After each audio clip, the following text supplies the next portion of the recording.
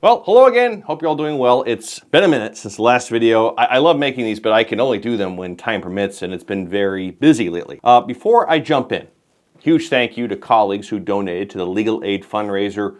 We sold all 20 copies of the special edition Vacatur Guide, and the thanks goes to you. I just kind of bundled the money and gave it to CVLS. It's a well-deserving legal aid charity. They do amazing work.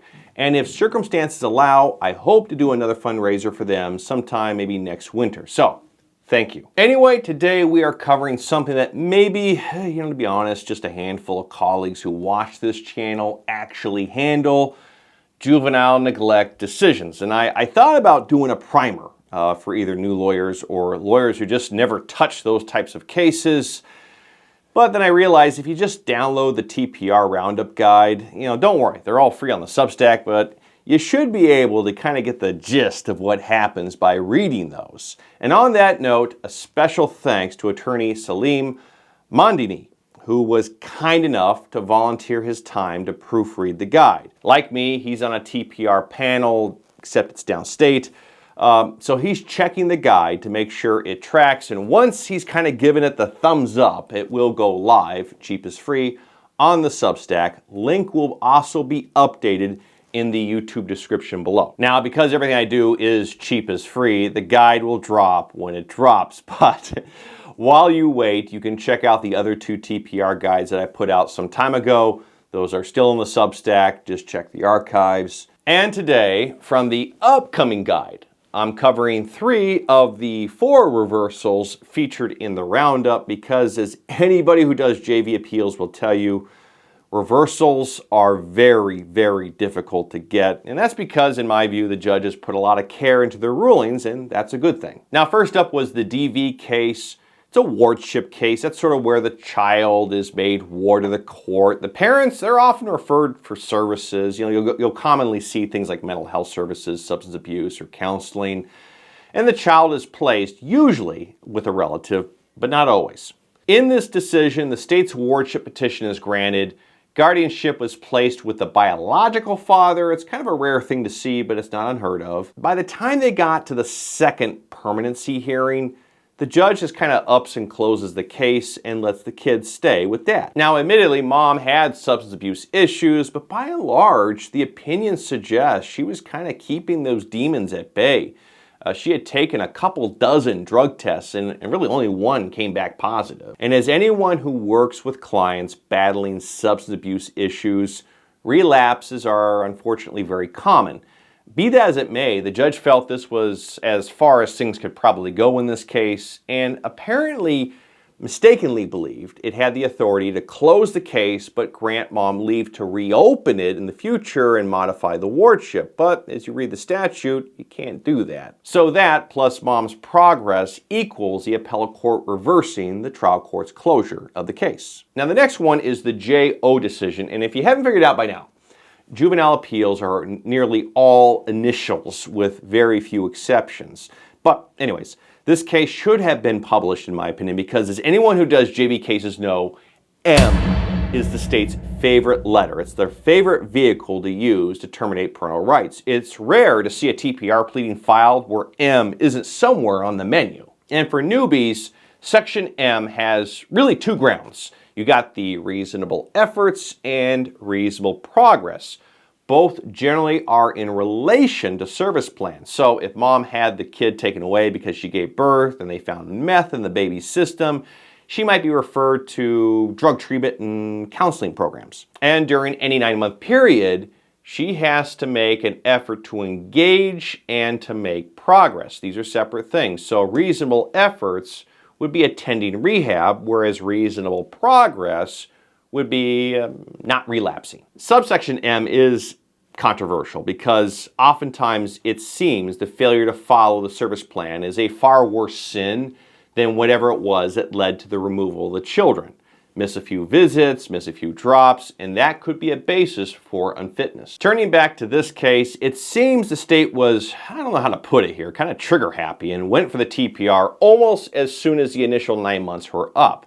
Even the caseworker admitted at trial that given all that mom was trying to correct, which was like mental health, substance abuse, and domestic violence issues, it was unfair to expect her to kind of turn the ship around in just one 9-month period. Be that as it may, the judge makes the unfitness finding as to reasonable progress, but the appellate court reverses, sort of saying Rome wasn't built in a day, which is why I think this case should have been published, because if a parent has been battling addiction and mental health for years and years, and we're saying, hey, stop, you got 9 months to turn everything around, and if you skip a step, we're terminating your rights, I guess the question that begs to be asked here is that realistic? I mean, nobody gets sober overnight, and this decision is, I think, a good one to raise when defending a client against an M2 charge. Another reason why I think this case was reversed, or at the very least kind of got a closer look by the reviewing court, and I think this is also something appellate courts are finally starting to kind of get upset about, is that the opinion suggests DCFS was throwing monkey wrenches into mom's efforts to be involved in the kids' lives. Now, as tempting as it is, I'm not going to get into a DCFS rant. When I did trial work, I had this really bad love-hate relationship with them. A lot of it depended on who the caseworker was at the time, but I'm starting to see issues as an appellate lawyer with DCFS or agencies assigned to conduct services creeping up in more and more cases that are handed my way. Here, they seem to be telling mom, or at least they seem to tell mom in this case, to go pound sand when it came to reunification efforts. And we see something kind of similar to this in the last reversal that we're covering today, the MBG case, which, again, I also think should have been published, although I kind of understand why they didn't. I have a theory about this case and why it was reversed. Call it my kind of tinfoil hat theory. Now, officially, it was reversed because of a technicality. The judge slipped up in the oral pronouncement and said, I'm terminating rights, it's in the best interest of the kids, at the end of the unfitness hearing. Now, for those new to the show, that's something that happens at the second hearing, called the best interests hearing. Unfitness, all we do with the unfitness is we're ruling on, well, whether or not a parent is unfit. As you read the decision, to be fair, it really seems it was just a slip of the tongue. You got these hearings that you're doing every day. They're exhausting to do. And I think the judge just got a little confused there just momentarily. You mean to say you're thinking one thing, but you say something else. Because the state corrects the judge and say, hey, judge, you meant unfitness, right? And they're just like, oh, yeah, that's what I meant. And then she sets the best interest on a future date, and they took evidence on that date. They made argument on that date. And the appellate court says, well, be that as it may, the slip of the tongue is all it took to show that the hearings were conflated. And out of all respect to the appellate court, I think there was a little bit more afoot here, because at the unfitness hearing, at the ruling portion, Judge Buford tears the caseworker's you-know-what. And if you read the opinion, just read the opinion. Basically, this is my interpretation, but basically, I think she's just calling the caseworkers a bunch of liars. Calling them out for conveniently forgetting key facts that might help the parent's case. The dad was appealing here, and outright states that DCFS, or the caseworker, the agency, mishandled the case. However, the judge felt that some of the actions by the parents required that she make an unfitness finding. But then again, notes again that the agency mishandled the case. I think she uses the term at least twice, and this is all done on the record. And judges know full well in cases like this, anytime an I isn't dotted or a T crossed, or anytime anything strange even remotely occurs, the case is just going up on appeal almost automatically. So in my view, I think the judge was practically goading the appellate court to do something, because as you read the statute, there's nothing in there that says interference by DCFS or whoever the agency is providing services is an affirmative defense. Really, as long as a service plan is kind of chucked out the door, they pretty much get a free pass as far as the statute is concerned. And I think the ISBA needs to take a look at this antiquated statute and consider appropriate amendments. Case in point, we can still find a parent unfit for this reason.